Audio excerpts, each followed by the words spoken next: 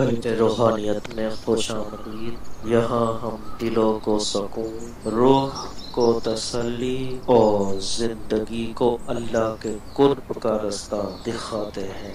ہر video ایک روحانی سفر ہے، ہدایت، فکر اور محبت کے ساتھ۔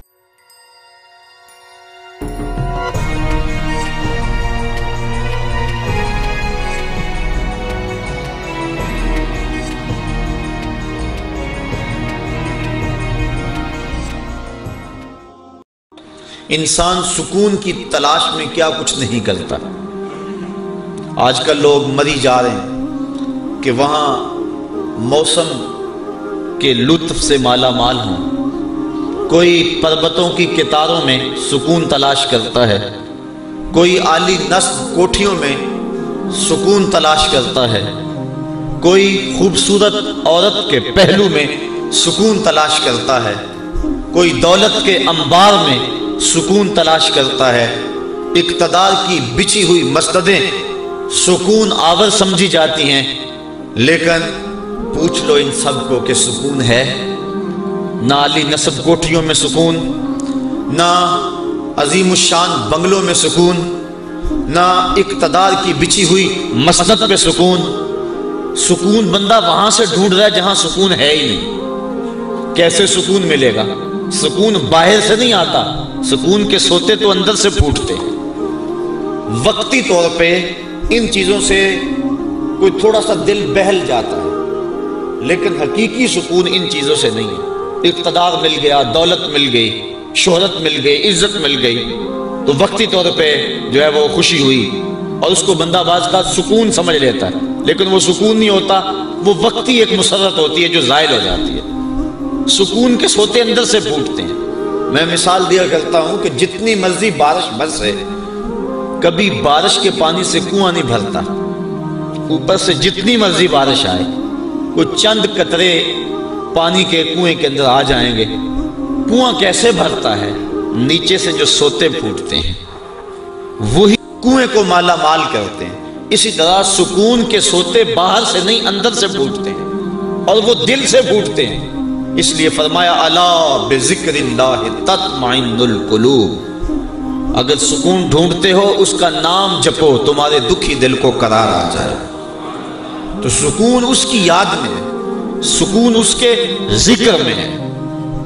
اور بعض عقل پرست لوگ کہتے ہیں کہ یاد کرنے میں، ذکر کرنے میں سکون کیسے ملے گا، جبکہ موجودہ سائنس نے اس بات کو تسلیم کیا ہے کہ جو الفاظ ہیں ان کے اثرات ہوتے ہیں۔ آپ پھول کا نام لیں تو طبیعت میں خوشی آئے گی کہ نہیں آئے گی؟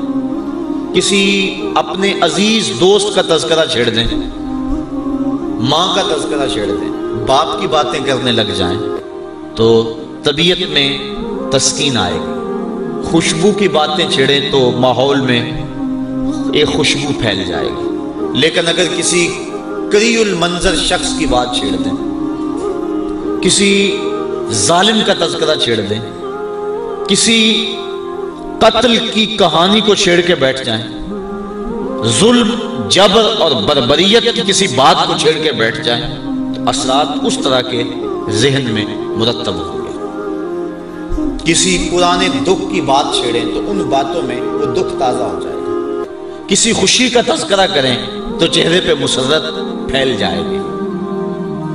دکھ زیادہ ہو جائیں، بات مدینے کی چھیڑ دیں، دکھ دور ہوں گے کہ نہیں ہوں گے؟ حضرت شیخ شبلی علیہ رحمہ بہت بڑے بزرگ گزرے ہیں۔ آپ معارف اسم ذات بیان فرما رہے تھے کہ اللہ کا نام لینے سے دل میں سکون آتا ہے اور دل کی کیفیت بدلتی ہے، من میں اجالے اور روشنیاں پیدا ہوتی ہیں۔ ابو علی سینا جو اس دور کا بہت بڑا فلسفی تھا، وہ اس مجلس میں موجود تھا۔ وہ کہنے لگا یہ آپ نے عجیب بات کہہ دی، اللہ تعالیٰ کی ذات تو مؤثر ہے لیکن نام میں کیا رکھا ہے؟ ہمارے جو فلسفی حضرات ہیں وہ ہر چیز کی 4 شکلیں بیان کرتے ہیں۔ ہر شے کی 4 شکلیں ہیں، ایک شکل خارجی، ایک شکل ذہنی، ایک شکل کتابی اور ایک شکل لفظی۔ مثال کے طور پہ ہم آگ لفظ بولیں، ایک آگ تو وہ ہے جو باہر روشن اور جل رہی ہے، اس میں ہاتھ لگائیں گے تو جل جائے گا ہاتھ۔ دوسری آگ وہ ہے جو زبان سے لفظ آگ ہم بول رہے ہیں۔ تیسرا، جب لفظ آگ کہیں گے تو دماغ میں اس کا تصور آئے گا۔ اور چوتھا، کاغذ کے اوپر آگ چھاپ دیں، اس کی تصویر بنا دیں تو یہ شکل کتابی ہو۔ اس میں اصل شکل جو ہے وہ اس کی شکل خارجی ہے۔ اس طرح وہ فلسفی حضرات کہتے ہیں کہ ہر شے کی 4 شکلیں ہیں۔ حقیقی شکل شکل خارجی ہی ہوتی ہے۔ آگ کہنے سے ہونٹ نہیں جلیں گے، کاغذ پہ آگ کی تصویر چھاپ دیں تو اس سے کاغذ جل نہیں جائے گا۔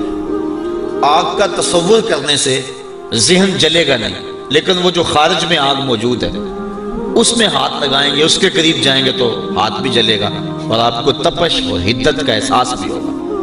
تو وہ خارجی جو اس کی صورت ہے وہی اس کی صورت اصلی ہے، باقی اعتباری صورت۔ تو وہ کہتے ہیں اللہ کی ذات تو مؤثر ہے، لیکن نام کہنے سے، نام لینے سے کیا ہوگا؟ تو حضرت شیخ شبلی علیہ رحمہ نے ابو علی سینا کو سمجھایا کہ نہیں میاں، نام میں بھی اثر ہوتا ہے، نام میں بھی تاثیر ہوتی ہے۔ وہ کہنے لگا نہیں، مؤثر تو صرف صورت خارجی ہوتی ہے، لہٰذا میں اس بات کو تسلیم کرنے کو تیار نہیں۔ ضد میں آ گیا، میں نے عرض کر دیا کہ بزرگوں کا ایک اپنا طریقہ ہوتا ہے۔ تو حضرت شیخ شبلی تھوڑا سا غصے میں آ گئے اور فرمانے لگے ابو علی سینا، میں تیرے سے کیا بات کروں، تو تو گدھا ہے۔ اس کے سرخیاں آ گئی چہرے پہ، غصے سے لال پیلا ہو گیا۔ مجھے گدھا کہا بڑی مجلس میں، اتنا بڑا فلسفے کا امام، زمانہ میرے نام کا معترف، اتنی کتابیں میں نے لکھی۔ تو حضرت شیخ شبلی مسکرا پڑے، فرمانے لگے دیکھا نا، گدھے کے نام سے تیرے چہرے کا رنگ بدل گیا۔ تو کہا جب گدھے کے نام میں اتنا اثر ہے کہ تیرے چہرے کا رنگ بدل سکتا ہے تو کیا اللہ کا نام لینے سے دل کا رنگ نہیں بدل سکتا؟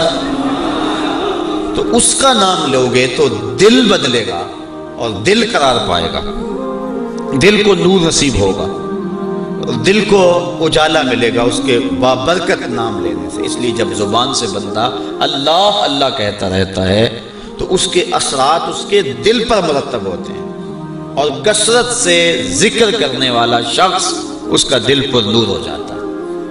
بلکہ ہم نے تو تصوف کی کتابوں میں پڑھا ہے، جب کوئی شخص ایک مرتبہ اللہ کہتا ہے، اللہ تعالیٰ اس کی طرف نظر رحمت سے دیکھتا ہے، اور جس کی طرف اللہ تعالیٰ نظر رحمت سے دیکھ لے اس کے 70 گناہ جل کے راکھ ہو جاتے ہیں۔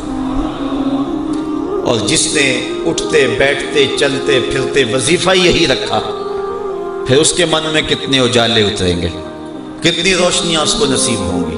بسم اللہ الرحمن الرحیم، تبارک الذی بیدہ الملک وہو علی کل شیء قدیر، الذي خلق الموت والحياة ليبلوكم أيكم أحسن عملا وهو العزيز الغفور، الذي خلق 7 سماوات طباقا ما ترى في خلق الرحمن من تفاوت فارجع البصر هل ترى من فطور